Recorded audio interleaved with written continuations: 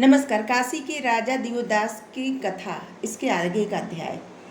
राजा दियोदास अपनी प्रजा की ऐसी दशा देखकर उनकी बात को सत्य समझकर वह प्रतीक्षा में रहने लगे कि दूसरा ब्राह्मण आवे और मन से मेरे दुख दूर करे, और इसी चिंता में वह रात दिन निमग्न रहने लगे।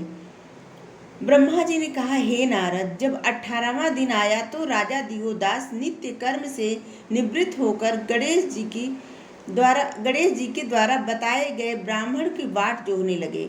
उसी दिन मध्यकाल के विष्णु जी ब्राह्मण का स्वरूप बनाए हुए अन्य कई ब्राह्मणों को अपने साथ लेकर अग्नि के समान तेज धारण करके उनके पास जा पहुँचे।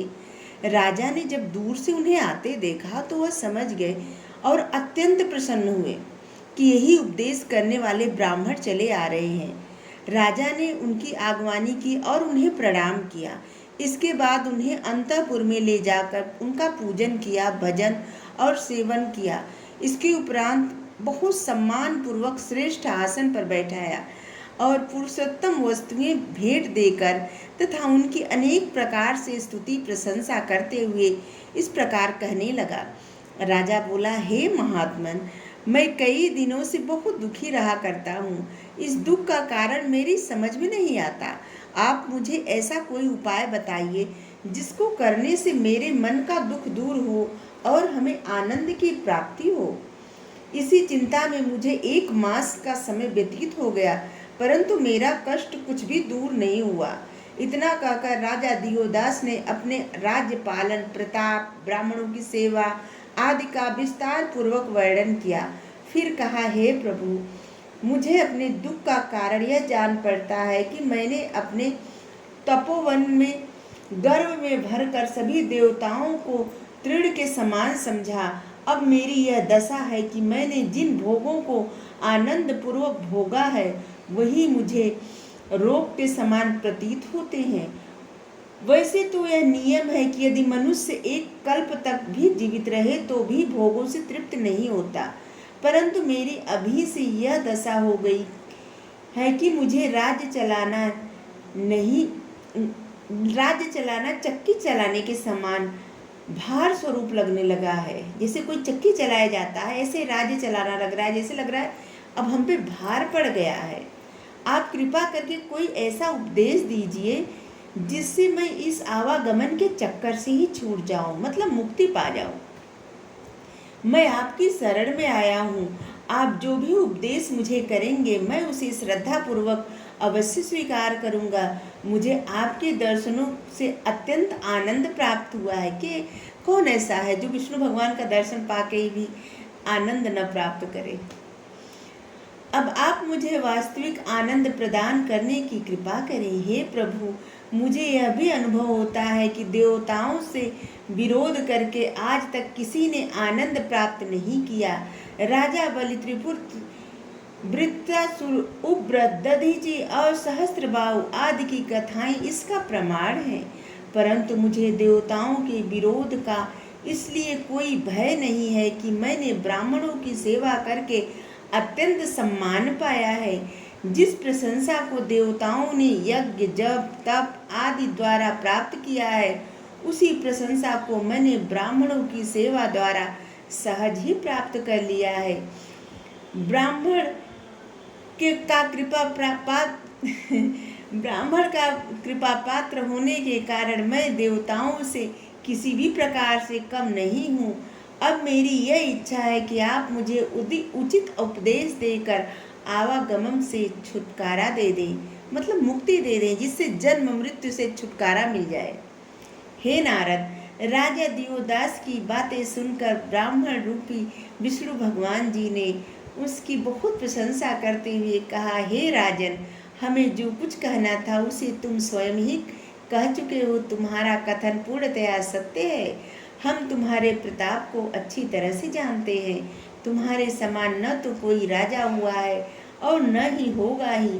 तुमने देवताओं के साथ जो कोई शत्रुता नहीं की है, क्योंकि तुमने अपनी प्रजा का पालन इस श्रेष्ठ प्रकार से किया है कि उससे देवता भी अत्यंत आनंदित हैं। परंतु हमें तुम्हारा एक ही पाप मालूम होता है। तुमने शिव जी को काशी से दूर कर दिया यह तुमने बड़ा भारी पाप किया है, यह तुमसे बहुत बड़ा पाप हो गया है। यदि इस पाप को तुम किसी प्रकार नष्ट कर दो तो तुम्हारे संपूर्ण पाप नष्ट हो जाएंगे।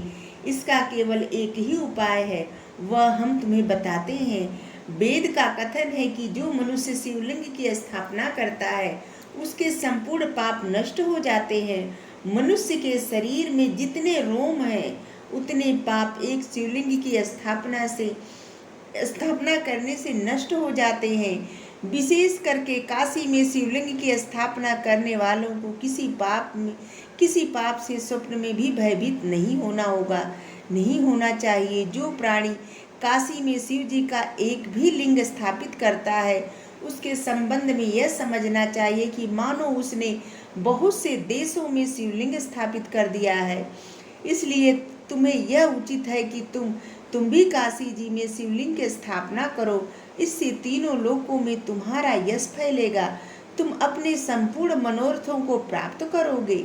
हे नारद, इतना कहकर विष्णु भगवान जी कुछ देर के लिए चुप हो गए। फिर कुछ मंत्रों का पाठ करके राजा के शरीर को अपने हाथ से स्पर्श करते हुए इस प्रकार बोले, हे राजन, हमने ज्ञान दृष्टि से जो कुछ देखा है अब हम तुम्हें बताते हैं। तुम अत्यंत ज्ञानी और सर्वगुण संपन्न हो। जिस मनुष्य का धन अथवा देश प्राप्त करने की इच्छा हो वह तब उसे प्रातः काल प्रतिदिन तुम्हारा नाम लेना चाहिए। तुम्हारे पास आकर हमें भी बहुत आनंद प्राप्त हुआ है। इतना कहकर ब्राह्मण वेशधारी विष्णु भगवान जी बारंबार हंसने और मस्तक हिलाने लगे। तदुपरांत इसके बाद मन ही मन गुनगुनाते हुए बोले, इस राजा के बड़े भाग्य हैं। अब निश्चय ही मोक्ष को प्राप्त करेगा, क्योंकि ब्रह्मा, इंद्र, विष्णु आदि देवता और ऋषि मुनि जिन शिव जी का हर समय ध्यान करते हैं वे शिव जी स्वयं प्रतिदिन इस राजा का स्मरण करते हैं। तीनों लोकों में इसके समान भाग्यशाली अन्य कोई नहीं है।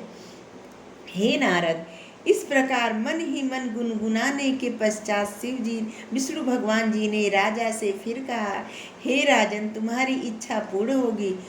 तुम इसी शरीर से परम पद को प्राप्त करोगे। जिस समय तुम शिव जी का लिंग स्थापित करोगे उस समय तुम आवागमन के बंधन से मुक्त हो जाओगे। आज के 7वें दिन शिव जी के गढ़ तुम्हें लेने के लिए आवेंगे।